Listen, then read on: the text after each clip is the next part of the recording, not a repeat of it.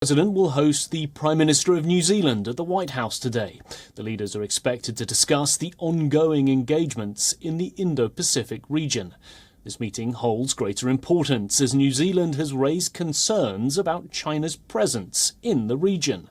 China has been pushing to grow its influence in the Indo-Pacific and has signed a security pact with the Solomon Islands. Also, the Chinese Foreign Minister is currently in Tonga as part of his region-wide tour. Ardern has been in the US as part of a trade delegation to promote New Zealand and its business opportunities. Speaking to New Zealand media at a press conference in Washington, D.C., Jacinda Ardern said that alongside the situation in Ukraine, the other important issue is the situation in the Indo-Pacific region. The New Zealand PM will encourage the United States to continue engagements in the region, including economic initiatives.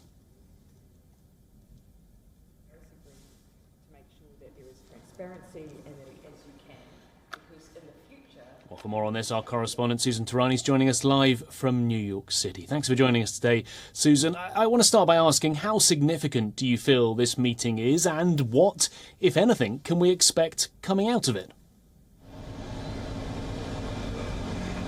So, Nick, the meeting is extremely significant considering the fact that it's happening at the same time that the Chinese foreign minister is taking a tour of those Indo-Pacific islands on the one hand, and on the other hand, it comes shortly after President Biden took that trip to Asia.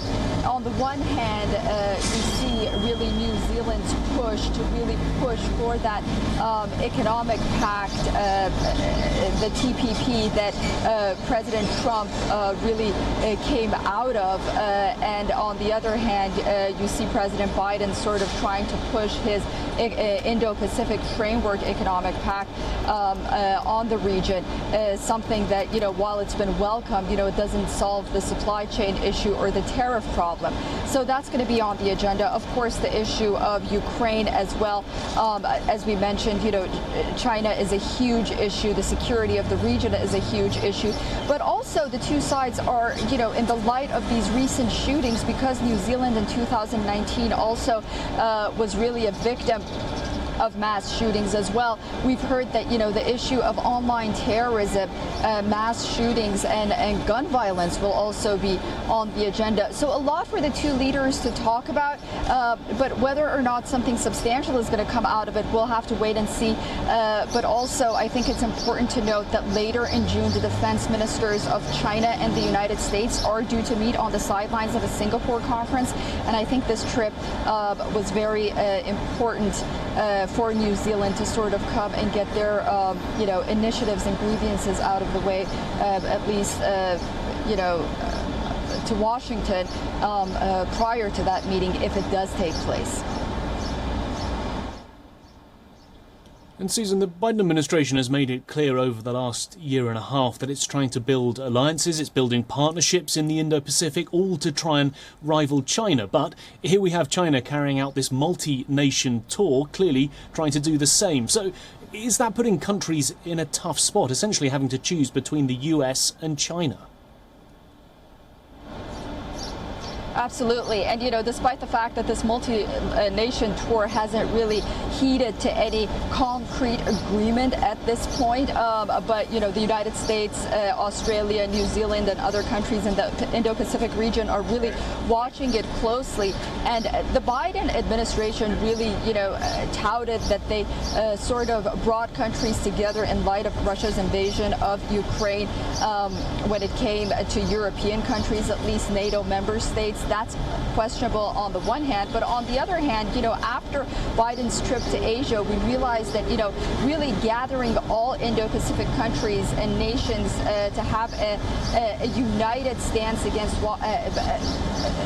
in line with Washington's policies, might be easier said than done, because the United States really, doesn't have, at least economically, a viable framework for these countries to go to back, again, I would go back to the Indo-Pacific economic partnership. New Zealand right now really wants that quote-unquote gold standard of the TPP, but the United States again, first Trump and now President Biden, they push back on it because they say that it would be harmful to American workers and wages and American jobs. Well, this leaves countries in the Indo-Pacific to wonder whether or not the United States is serious in doing business with them. But I think they all understand that uniting against China would be to their best interest. Right now, it's a difficult situation to not be coordinated, and I think in terms of cooperation, they are in many ways on the same page. But whether or not to pick sides, I think more countries than not are favorable in not having sort of those draconian policies of China dominating the Indo-Pacific region for sure. Susan Tarani live for us in New York City. Thanks for your time this morning, Susan.